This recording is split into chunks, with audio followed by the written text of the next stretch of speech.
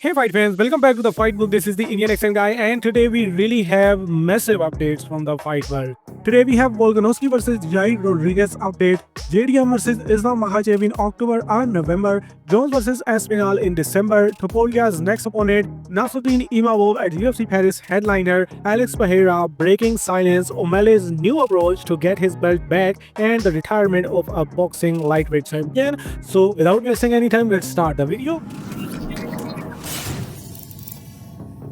Let's start the video with Alexander Volkanovski versus Yair Rodriguez. Yes, this fight was rumored, but then Noche UFC falls off, and then people thought that maybe UFC will no more book Volkanovski versus Yair. But now Alexander Volkanovski confirmed that the rumors surrounding his rematch against Yair Rodriguez are true, but nothing is confirmed yet. We are not gonna forgive UFC for fumbling Yair Rodriguez versus Diego Lopez. Anyway, Robert Whittaker had previously said that Yair Rodriguez versus Alexander Volkanovski doesn't make any sense, and on that Yair Rodriguez had responded very furiously. On that response, Robert Whittaker tells him to chill out after he got mad at him for saying no one wanted Yair versus Volk. Anyway, on the same show, Merab tells Volkanovski that he never wants to fight him and he would rather kill himself to make 135 but will not move up to fight Alexander Volkanovski because he respects him too much. Anyway, Merab Dvalishvili's opponent for this weekend, UFC 316 headliner Sean O'Malley, is keeping him motivated with some unscientific manners.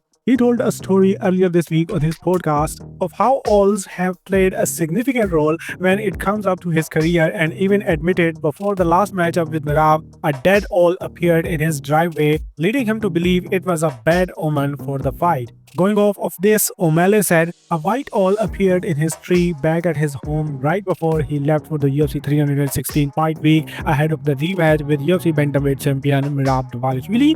Moreover, he also confirms that lighting was not the issue for his nose at Noche UFC, but that was his preparation that caused him that loss. O'Malley says he has changed so many habits and he hasn't even jerked off for all of 2025. I think he doesn't know that if you haven't jerked in a while and you get straight into a fight, you get finished early. You know what I mean. Let's move on. The co-headliner of the card, Juliana Pena, rocking her custom fight kit for the first time ahead of UFC 316, and it is confirmed that Amanda Nunes will be in New Jersey for UFC 316 this week, and she is actually scheduled to do a fan question and answer on Friday.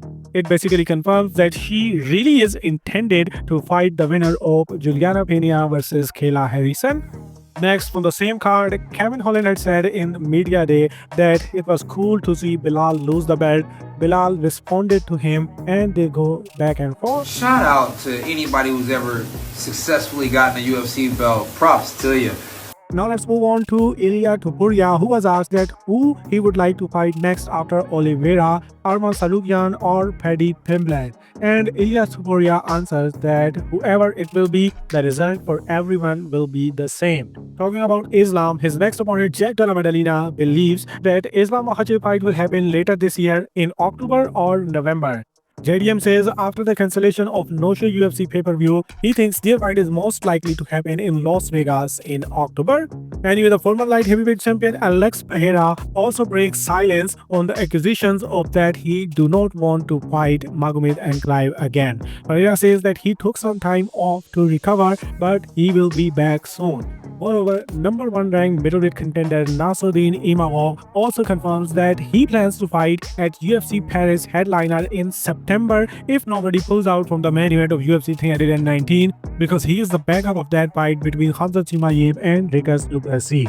Even before the Adesanya fight, he had said something like this, but when he was offered Caio Borralho, he ducked that fight. Do you think Imavov should really take that risk? Because if he waits, he is probably getting the next title shot. Anyway, let's move on towards Jon Jones versus Tom Aspinall. And on that fight, UFC color commentator John Ennick hopes that we still get Jon Jones versus Tom Aspinall this year. And John Ennick believes that this fight will happen in T-Mobile Arena in Las Vegas in December 2025.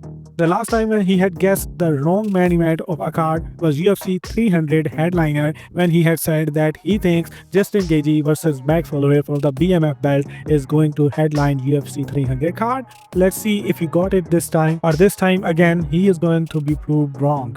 Anyway, there is only one fight is officially announced from the UFC, and that one is enough to make the real fans happy. Chris Moutinho is back in the UFC, and he will be taking on the undefeated talent Malcolm Bellmaker on June 14th at UFC Atlanta, headlined by Usman versus Buckley. In his first UFC stint, he had taken a short notice fight against Sean O'Malley and shocked every MMA fan. Then after his next loss, he got cut from the UFC, and since then, he got 5 straight knockout wins. And this time again, when the UFC needed a short notice opponent for Malcolm Bellmaker, they knew who is to call. Wait a minute, it is just announced that there is one more fight has been added on UFC 319 card, and that is a lightweight bout, Chase Hooper versus Alexander Hernandez. Yes, the lightweight star Chase Hooper will return to take on Alexander Hernandez, who is riding a 2-fight win streak. On the other hand, Chase Hooper is riding a 5-fight win streak after moving up to the lightweight division. Other than these official fights, there is a lightweight bout that you are gonna love it, but that is yet to be officially announced. Number 14 ranked UFC lightweight Grant Dawson is supposed to take on number 15 ranked Joel Alvarez. Grant Dawson's UFC record is 11-1, and his lone loss was a fluke when he got knocked out by Bobby Green. On the other hand, Joel Alvarez is also a killer who has a 7-2 record in the UFC, and both of them are now riding a 3-fight win streak. This fight is supposed to be added on UFC Vegas 108 card August 2nd, headlined by Albazi versus Taira. Lastly, we have some random updates. Macy Barber still doesn't have answers after medical emergency led to UFC Vegas 107 main event scratch, and she don't know yet that whether she will resume fighting career or not. Former UFC bantamweight champion and current UFC featherweight Aljamain Sterling reveals that UFC had offered him Patricio Pitbull in February on a short notice when he was partying in Miami and promoting his liquor. He says he is getting bored and now he wants to get back in the octagon. Moreover, PFL MMA has announced a new free app that will allow US-based MMA fans to watch all international PFL events including PFL Europe, PFL MENA, and PFL Africa. I think I will have to check it by using a VPN. Anyway, one lightweight Muay Thai champion, Rajan Ersel, will defend his belt against England's George Jarvis in the main event of One Fight Night 34 on August 1st in Lumpini Stadium in Bangkok, Thailand.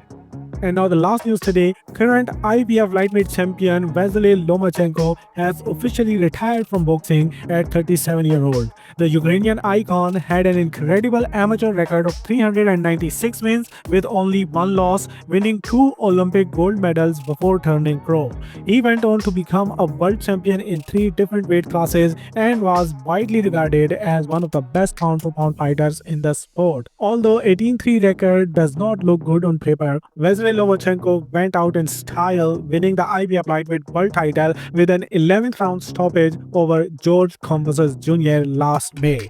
IBF interim champion Raymond Mortala is now expected to be upgraded to full IBF lightweight champion, and when Andy Cruz faces Hironori Mishiro in a final eliminator next Saturday, Mortala versus Cruz could be ordered next. And that's all in the fight world today, as now you are completely up to date with the fight world. Now you have only one thing to do before closing the video: like it if you enjoyed it, and then give your feedback in the comment section because that is my motivation, and if you have already done it, then do whatever you want.